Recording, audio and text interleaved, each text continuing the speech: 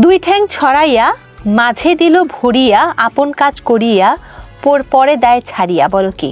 আমরা ইদানিং দেখতে পাচ্ছি যে প্লাস্টক বিডি নামে একটি প্রোগ্রাম হয়, একটি চ্যানেল।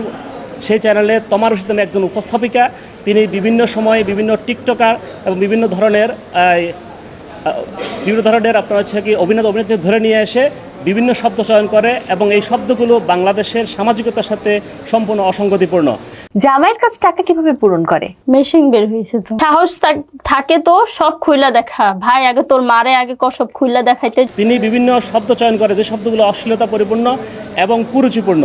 5 ব্যাটাই ধরে 32 ব্যাটাই করে, এক ব্যাটা ধাক্কিয়ে নেয় ঘরে, বলো কি? আমাদের বাংলাদেশের বর্তমান যে জাতীয় অনলাইন গণমাধ্যম নীতিমালা আছে, এই নীতিমালার 3.6 বলা আছে যে শিশুদের মনস্তাত্ত্বিক, মানবিক এবং নৈতিক গঠনকে নেতিবাচক প্রভাবিত করে এমন ধরনের অশ্লীল, তথ্যগত ভুল ও ভাষাগতভাবে অশোভন এবং সহিংসতামূলক অনুষ্ঠান প্রচার সম্পর্কে সতর্কতা অবলম্বন করতে হবে। তিনি এই নীতিমালা লঙ্ঘন করেছেন। তোমার কথা শুনে তো মনে হচ্ছে তোমার সুগার ড্যাডির খুব প্রয়োজন। আসলেই অতটা প্রয়োজন না, আমি এরকম যে একটা ছেলে আমি ইজিলি চালাতে পারবো। কিন্তু দুঃখের বিষয়, এই উপস্থাপিকা বিভিন্ন সময়ে বিভিন্ন ব্যক্তিকে যে শব্দ চয়নের মাধ্যমে যে অশ্লীলতা, কুরুচিপূর্ণ সামাজিকতা এবং পরিবার এবং নৈতিক মূল্যবোধের অবক্ষয় সৃষ্টিকারী শব্দগুলো মাধ্যমে অনুষ্ঠান পরিচালনা করে, যেটি আমাদের জন্য বাংলাদেশের একটি আবহমান প্রকৃতির আবহমান কাল থেকে যে বাংলাদেশের যে সামাজিকতা রয়েছে সেটি লঙ্ঘন হচ্ছে। এটার ভেতর ওটা দিয়া দুজনে রয় শুইয়া, বাইরের লোকে যত ঠেলে মুখটি মোটেই নাহি খোলে। এটা আমি বুঝছি, বাট এটা কি যে কি বুঝলা? এটা বন্ধ করার জন্য আমি একজন বাংলাদেশ সুপ্রিম কোর্টের আইনজীবী হিসেবে, একজন জাতির বিবেক হিসেবে আমি আমার আজকের এই নোটিশ প্রদান করেছি, যাতে তিনি কোনো অবস্থাতে আর এই ধরনের অশ্লীল শব্দচয়ের মাধ্যমে অনুষ্ঠান পরিচালনা করতে না পারেন।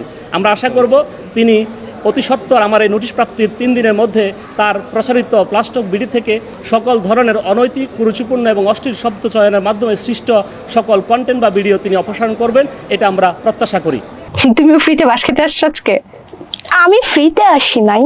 তোমার নেতাও কি তাহলে কয়েকদিন পর বিদেশে থাকবে? না, আমার নেতা এখনো হয়নি। কিরে ভাই এত মোড়াকে? তিনি বিভিন্ন ধরনের ডুয়েল শব্দ উচ্চারণ করে, যে শব্দের দ্বৈত অর্থবোধক আছে, যা হয়তো পজিটিভলি দেখা যাচ্ছে আমি এটা মনে হচ্ছে একরকম, বাট বাস্তবে দেখা যাচ্ছে এই শব্দগুলো এর অর্থটা ভিন্ন অর্থ দাঁড়াচ্ছে, যাতে আমাদের শিশু, কিশোর এবং নারী এবং আমাদের বৃদ্ধ ব্যক্তি যারা এই ধরনের অনুষ্ঠানগুলো দেখে, অনেক সময় অনিচ্ছাকৃত দেখতে হয়, কারণ মোবাইলে টিপতে গেলে আপনার চলে আসে, মোবাইলে স্ক্রল করতেছে আমরা, এই অনুষ্ঠান চলে আসে। তাহলে এটা আমরা কখনো অ্যাভয়েড করতে পারছি না। এই দায়িত্বটা কার? এই দায়িত্ব হচ্ছে একজন উপস্থাপকের, তিনি কি শব্দ চয়ন করবেন।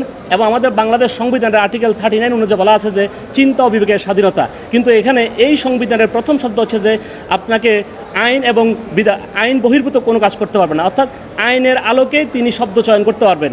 আমার চাইলে আমি শব্দ চয়ন করতে পারবো না, এটা আমার নৈতিকতা এবং আইন বহির্ভূত। আহো বাতি যা আহো, তোমার লেগে হুটনিটা রেডি করে রাখছি, একবারে পিছনদা বইরা দিম। কোনদা বইরা দেওয়ার কথা কইছিল? এটা যে তিনি আমাদের এই নোটিশ প্রাপ্তির পর কোনো পদক্ষেপ না নেন, আমরা বাংলাদেশ বিটিআরসি এবং বাংলাদেশের তথ্য সম্প্রচার মন্ত্রণালয় করব এবং সেক্ষেত্রে আমরা আমাদের পরবর্তী যে আইনি ব্যবস্থা গ্রহণ করবো ইনশাআল্লাহ।